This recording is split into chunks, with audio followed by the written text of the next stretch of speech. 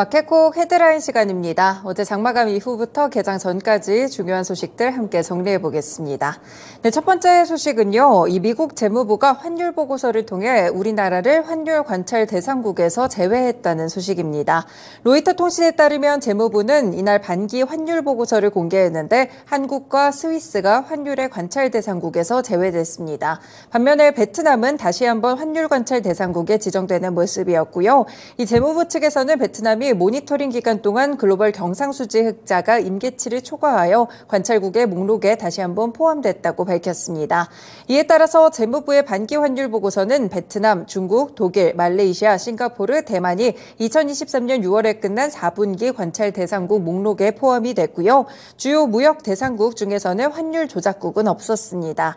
일단 중국은 외환 관행의 투명성이 부족해서 모니터링 목록에 그대로 남았고요. 중국과 베트남 모두 대미 무역 흑자가 크다는 점까지 함께 살펴보셔야겠습니다. 네, 두 번째 소식입니다. 중국 상무부가 희토류 수출 관리를 강화해서 희토류를 수출 보고를 실시하는 에너지 자원 제품 목록에 포함시키고 대외 무역 기업이 관련 제품을 수출할 때 정보 보고에 대한 의무를 이행할 것을 요구했는데요. 중국의 상무부는 수입 허가증 관리를 실시하는 원유, 철광석, 구리전광, 칼륨, 비료를 수입 보고를 실시하는 에너지 자원 제품 목록에 포함을 시켰고요. 그리고 수출 허가증 관리를 실시하는 희토류를 수출 보고를 실시하는 에너지 자원 제품 목록 에 포함시켰습니다. 이 고시에 따르면 대외무역기업 경영자는 해당 품목을 수출입할 때 관련된 정보 보고 의무를 이행해야 되는데요. 이 중앙통신에 따르면 중국이 지난 1일부터 갈륨과 게르마늄 같이 반도체 수출 소재에 대한 수출 규제를 시작하자 다음 단계로 희토류를 타깃으로 삼을 수 있다는 우려가 적지 않다면서 이날 발표는 직접적인 수출 통제는 아니지만 희토류의 수출 관리를 강화하는 조치로 풀이된다고 말했는데요.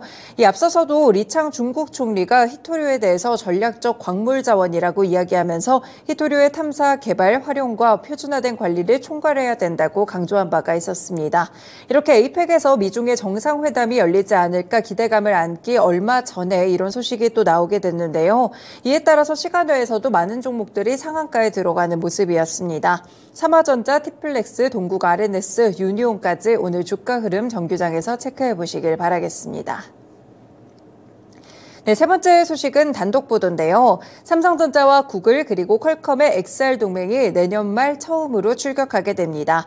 이에 따라서 포스트 스마트폰으로 불리고 있는 XR 기기 시장에서 애플의 비전 프로 그리고 메타의 메타 퀘스트와 치열한 주도권 다툼을 벌일 것으로 예정돼 있는데요.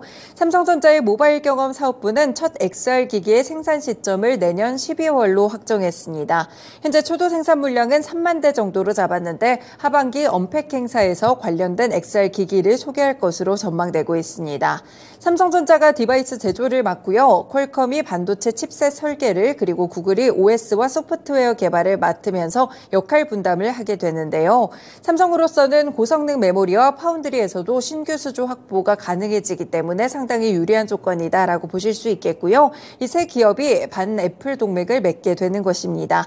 전문가들은 결국에는 콘텐츠에 대한 경쟁력이 승부처다라는 분석을 내놓고 있는데 XR 기기와 관련된 종목들 체크해 두실 수 있겠습니다. 물론 삼성전자 보실 수 있겠고요. 그 외에도 스코넥이나 선익시스템, 4x4 같은 종목들 XR 기기 소식 나올 때 움직이니까요. 함께 체크해 두시면 좋을 것 같습니다. 네 번째 소식입니다. 정부가 국산 소주와 위스키 가격을 낮추기 위해서 주세 개편 작업에 돌입했습니다. 정부에 따르면 기획재정부와 관세청은 소주와 위스키 등 국산 증류주에 대한 과세 표준 기준 판매 비율을 도입하는 방안을 검토하고 있는데요.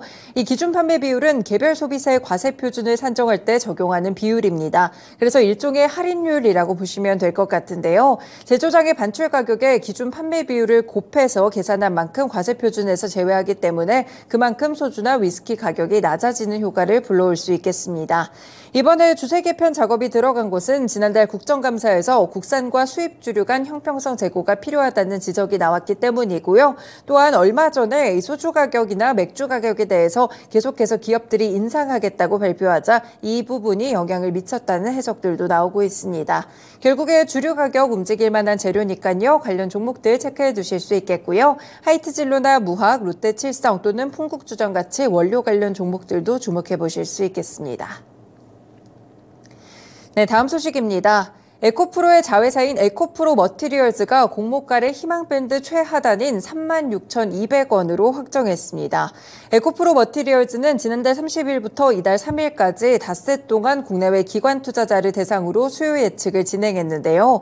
최종 공모가 36,200원으로 확정됐고요. 앞서서 공모가의 희망밴드 범위가 36,200원에서 44,000원이었기 때문에 최하단으로 확정됐다고 보실 수 있겠습니다.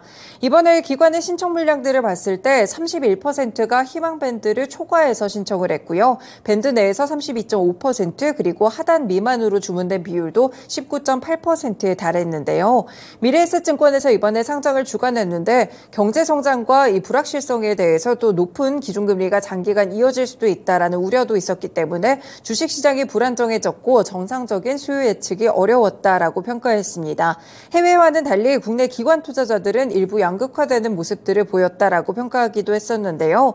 에코프로 머티리얼즈 오늘부터 내일까지는 이제 일반 투자자 대상으로 청약을 진행하게 됩니다. 많이 고민되실 만한 기관 투자자들의 결과가 나왔다고 보실 수 있겠는데요. 상장일은 오는 17일이고요. 상장 대표 주관사 미래에셋증권, 공동 주관사는 NH투자증권이라는 점 참고해 보시면서 청약에 관련된 내용들 확인해 보시길 바라겠습니다. 관련 종목들 움직일 수 있겠습니다. 에코프로, 에코프로비엠, 에코프로 HN까지 에코프로 그룹주들 확인해 보시길 바라겠습니다. 네, 그리고 볼만한 실적 한 가지 들고 왔는데요. 바로 위메이드가 3분기에 영업이익 흑자로 전환됐다는 소식입니다. 영업이익이 454억 원을 기록하면서 전년 동기 대비 흑자 전환했고 미래전설 중국 라이선스 계약과 나이트크루의 선전에 힘입은 결과였는데요. 매출액도 2,355억 원으로 같은 기간 118% 증가했고 당기순이익도 379억 원으로 흑자 전환했습니다. 일단 3분기 기준으로 역대 분기 최대 매출을 기록하게 됐는데요. 말씀드린 대로 미래의 전설 2와 3 중국 라이선스 계약과 나이트크로우의 안정적인 매출 영향이 있었습니다. 이 미르4와 미르M에 대해서 중국 퍼블리싱 계약도 일단은 연내에 마무리할 계획이라는 점 체크해 보실 수 있겠고요.